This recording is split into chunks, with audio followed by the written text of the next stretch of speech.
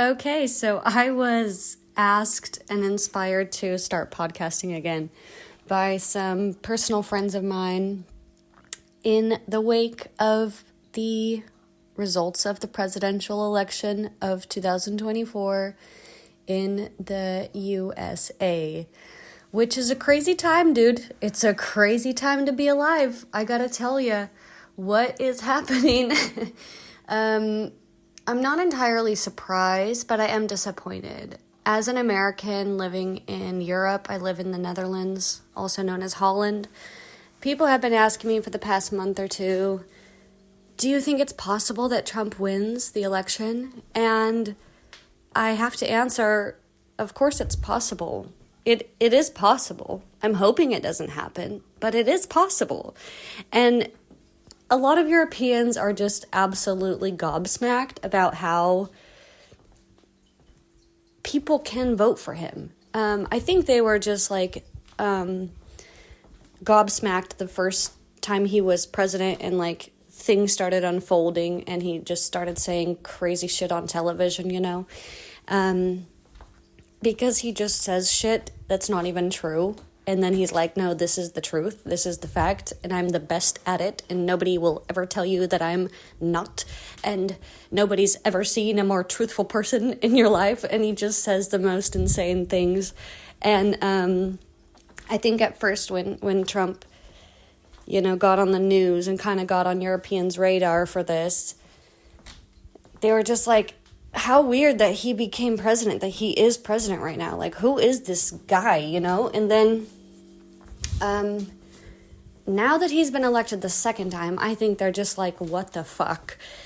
Because they're like, they saw him last time in office, and they're like, nobody's going to vote for this guy, right? Like, how is he even in the elections? How is he even in the running? Nobody's going to vote for him, right? Who votes for this? And then, half of the people in the country did. And they don't understand. And I just got back from going to Paris last week because, I live in Holland. It's a few-hour train ride to get to Paris. And this was actually, I've been here 5 years, and I had never been to Paris until a few weeks ago. I went with a friend who I went to high school with. She flew out to Europe. She came and stayed with me. She wanted to see a few different countries while she was here, so I accompanied her, and we went to London and we went to Paris. And that was just a for fun trip. And then I get this message that in a few weeks, these people that I used to babysit for, because I'm a nanny, these people that I used to babysit for when their kids were 6 and 7 were going to be in Paris. They're taking a week-long vacation in Paris, and the kids I used to babysit are now 12 and 13 years old. So they're like, can you come to Paris? We're going to be in Europe. Can you come over and see us and let's catch up? And it would be so great to see you again. So I go over and I stayed a night with them, and we spent one day in Paris. And in the evening before we went out into the city and stuff, we went and had dinner, and we spent a few hours playing cards and catching up. And it's so funny because this was on November 4th, the day before Election Day. And as a sidebar, a lot of people don't know how it works, but yes, I'm living in Holland, in another country. Do I vote? Am I allowed to vote? How do I vote? So if you are an American living abroad, or if you are an American soldier serving in the military and you are not on American soil, you can get an absentee ballot.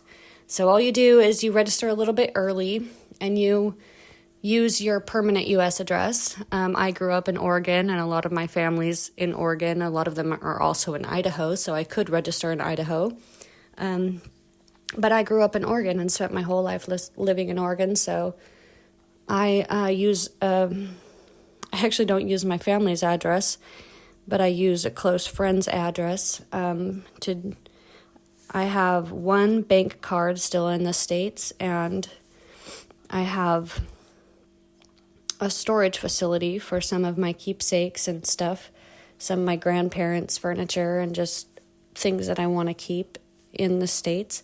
And I have, my permanent address for voting or for my U.S. driver's license, and that's all just in one town. So those are pretty much the 3 to 4 things that I use this U.S. address for. And that's the address that I used for my permanent address when voting. However, they don't send anything to that address.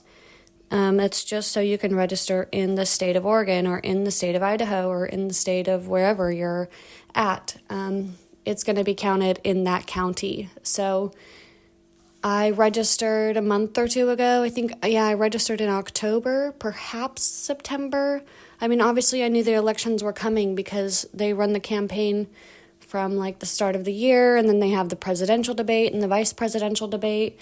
And, I knew as an American that November is when the elections happen. So I registered early. They sent me in the mail a absentee ballot, and it's got a 4-minute that you can fill out if you want your vote to be counted by email or fax. They have the voting ballot in it, and then they have like an envelope that you can send it. So you have the option if you want to send it by mail, by email, or by fax. And I was going to send it by mail, but then by the time I filled it out, it was like a week before election day, and I was just worried that if there were any delays on the mail carriers that it wouldn't arrive in time. So then I just decided to do email voting, and I got a confirmation from the county clerk that it had been received. So that was awesome. I voted, I think, a week before election day. So yeah, that's how it works. That's how I can vote from abroad. And it's funny too, because a lot of people, not a lot, but there are some people, especially in the wake of the election, I've posted on Facebook. I use Facebook for a lot of my American opinions and stuff like that because all of my American friends are on Facebook. And my family members and stuff like that.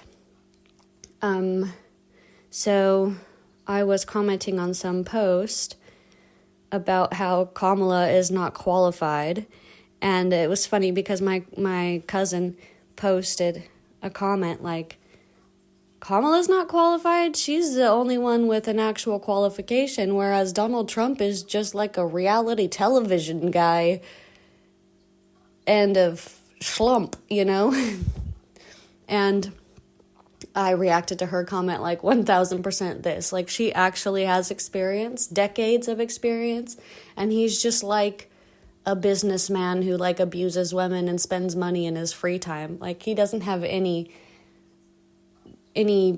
civil work in his past. He doesn't know how to run a city or a county or a country. I mean, he does, I guess, have the president thing in his back pocket from when he was president, which was a mess. I mean, everybody quit on his team. So many people refused to work for him.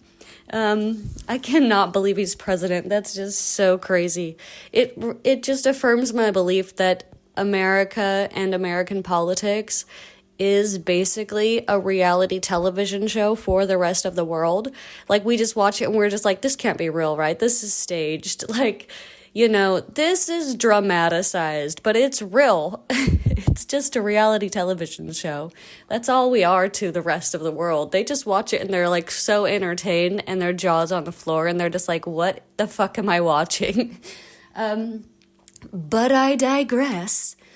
I had commented, yes, Kamala actually has experience and Donald Trump is just like a buffoon with like decades of experience being a buffoon who abuses women and spends money in his free time. And I get this sometimes, but the person who had posted that, who is like a removed aunt of mine, she comments, "Sweetie, why do you even care? You don't live in the U.S. anymore." And I get this whenever, I guess, people are irritated that I have an opinion. about the country that I'm from, the country that raised me, the country that gave me my culture. I guess they don't know what it's like to live abroad, of course, and I guess they think that since I live in the Netherlands, I'm, Dutch now? But the thing is, it's very obvious to me, living here, that I'm American. Because even though I have Dutch friends and I speak Dutch, we have a different culture. I have a different, I don't want to say personality but yes, there are personality traits that seem American because of our culture. So Dutch people do parties differently, where Americans will have games and themes to our parties, and we make a lot of noise and we carry on and there's music and stuff. I mean, Dutch people will play music at their parties, but a birthday party when you're Dutch looks way different than a birthday party when you're American. We have different holidays.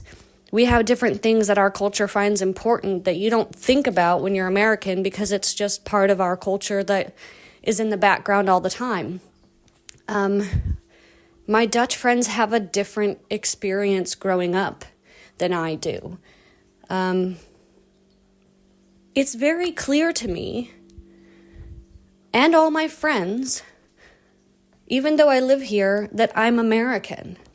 And I said to her on the post, I commented back to her, I said, that's like telling me that, well, you don't live with your parents anymore, so why do you care about them? I mean, your entire upbringing,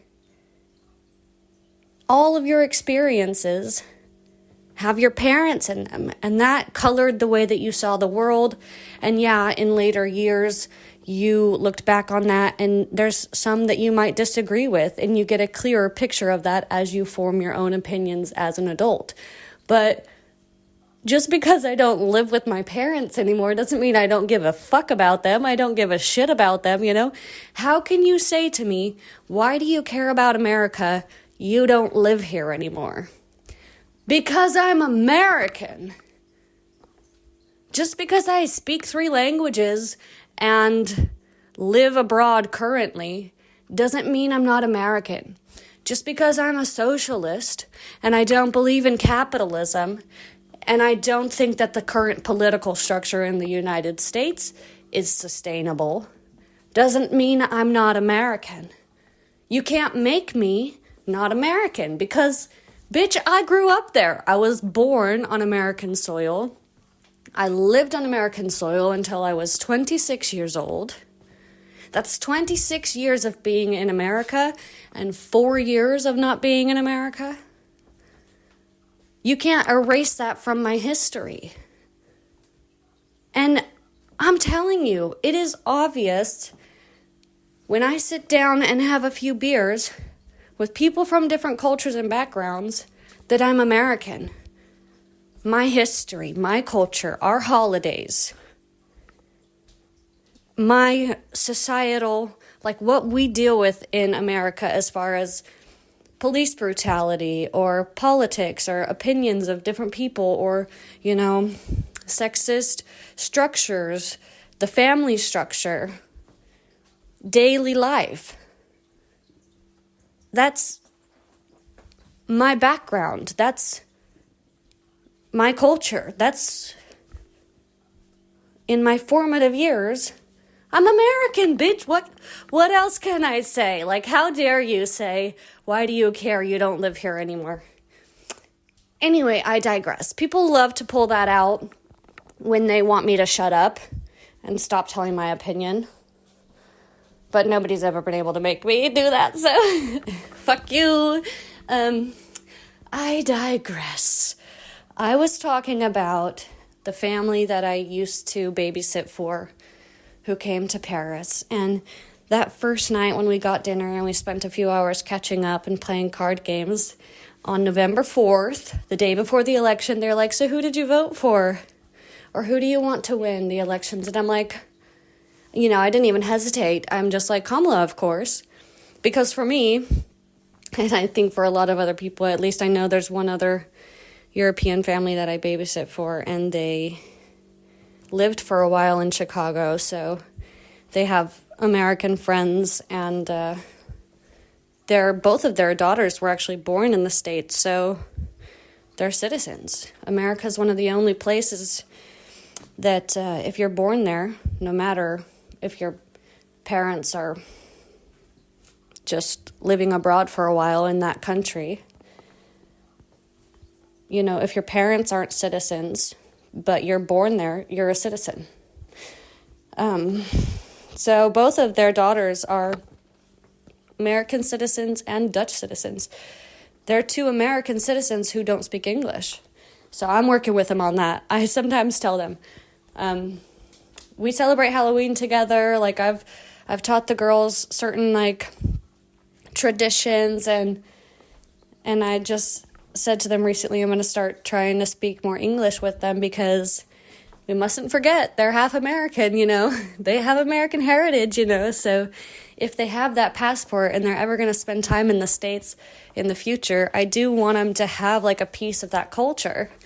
And I've been their nanny for almost 3 years now. So as an American, it's my responsibility, you know, to pass on those traditions. So anyway, it was funny because we were talking once, and she said, you know, I was sitting and talking with my American friend once, and we got on the topic of politics and Donald Trump, and it came out that she voted for him. And it was like so surprising to me that I knew someone in the flesh that voted for him, because when you're good friends with somebody,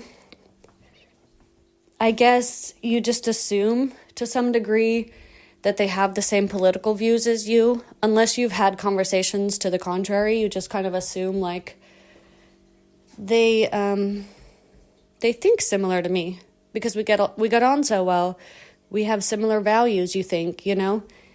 And you just think like... So this was how I was in the moment. They had asked me, who do you think is going to win? And I said, or who do you want to win? And I said, Kamala, of course. Of course I voted for Kamala.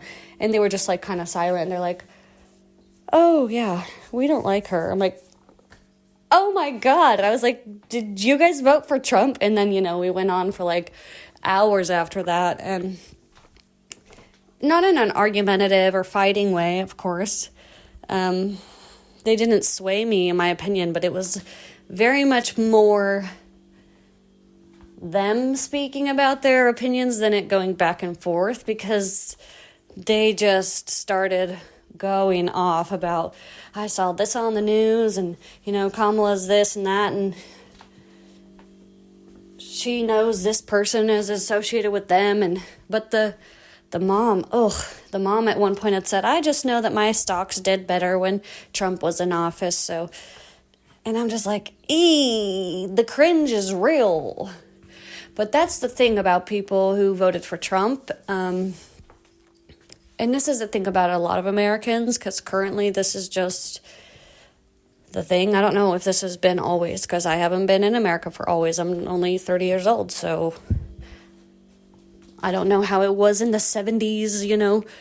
But money is king. Money is the most important. When any new policy comes into legislation, everybody only wants to say, well, how much will this cost? How many taxpayer dollars are you going to spend on this? And it seems that anything that's going to cost more money is just going to get vetoed, because even though Americans don't actually pay that much in taxes compared to some other developing countries, they don't want to pay any more than they're currently paying. And I get it, like, economy is important, obviously, because it also has something to do with the quality of life for everybody in the country.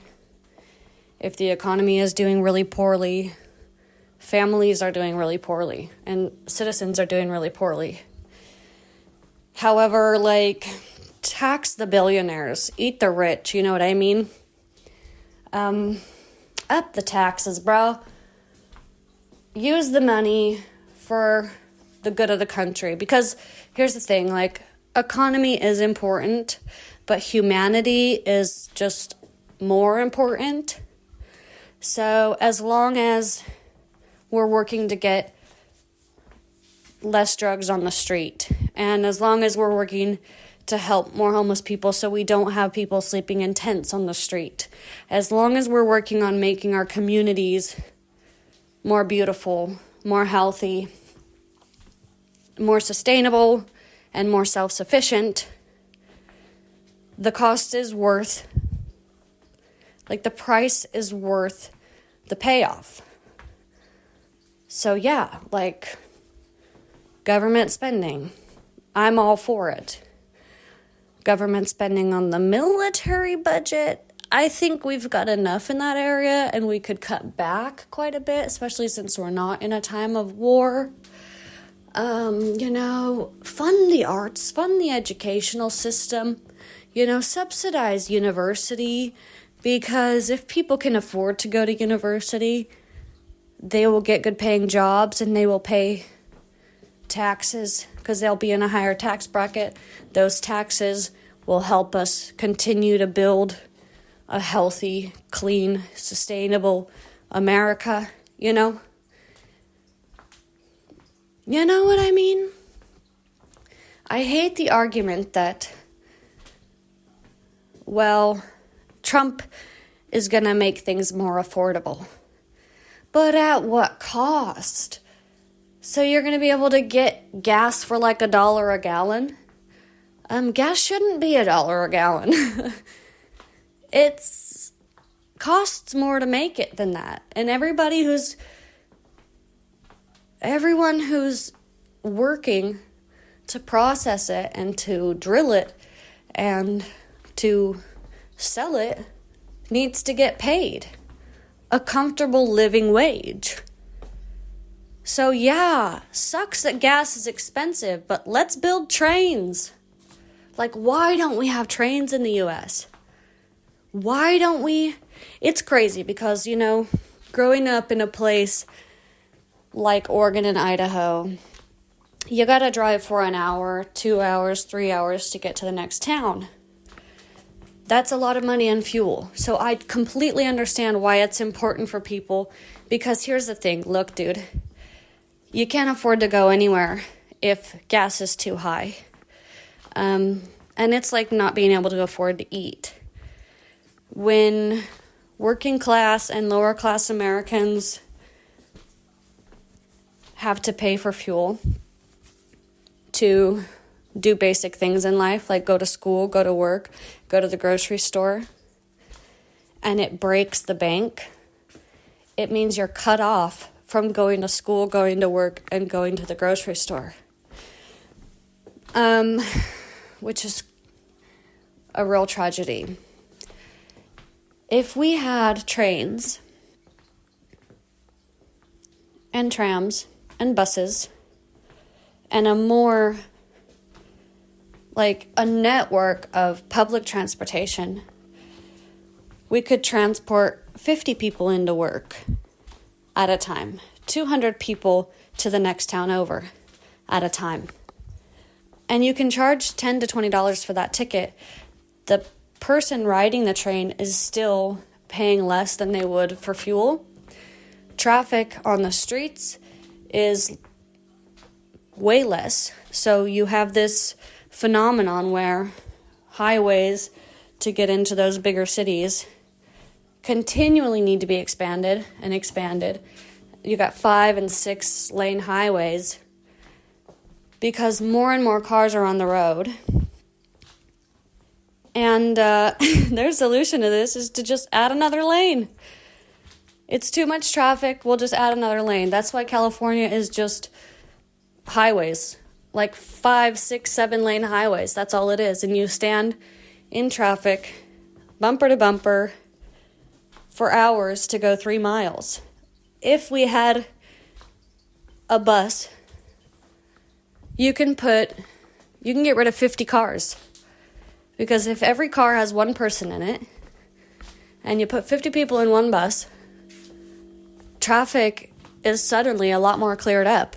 If you had a train going in between, Beverly Hills and Hollywood Hollywood and Santa Monica and blah, blah, blah.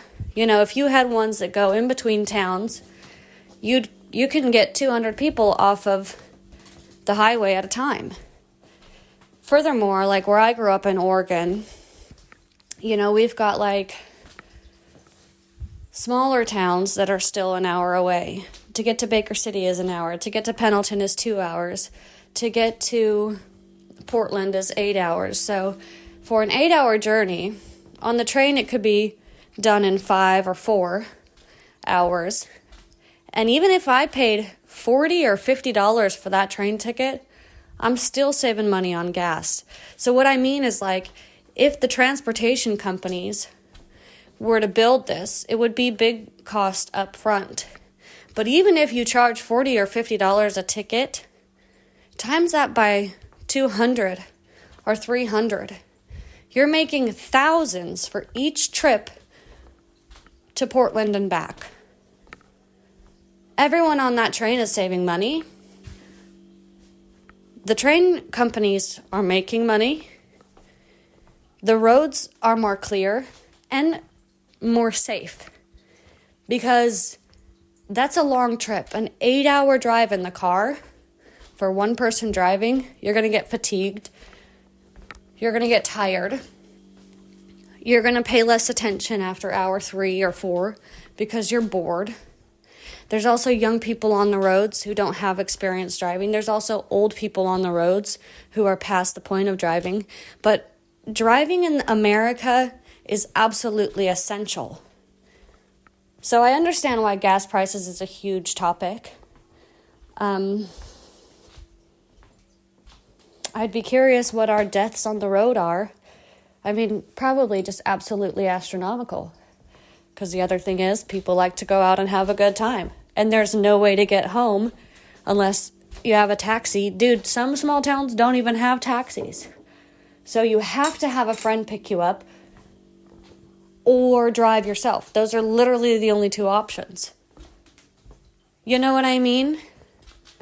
How dangerous is that? But I digress. Besides just having that good time, it's also many, many, many ways why fuel prices and vehicle prices and vehicle maintenance prices deeply affect the safety and security and everyday life of American citizens, because we have no other option. But this is why I think it's fucked up, because if a single mom, her car breaks down, suddenly she can't get groceries for her family. Suddenly she can't drive her kids into school. I mean, we do have school buses, sure. But if she lives out of town, it's very precarious to have no other options for transportation, because you have to rely on your support system. And not everybody has a support system. And that means that not every American is equal. And that's the whole idea of America. That if somebody, even if you start out in poverty or in a low tax bracket, or, you know, in a family that is fucked up or isn't supportive or isn't wealthy enough to support you, if you work hard, you're supposed to be able to make a living. That's the entire idea of America. So it's not working. It's not happening. So yeah, I guess, I don't know how we got to trains from this, but that's a huge part of my idea of the future for the states. And as far as public spending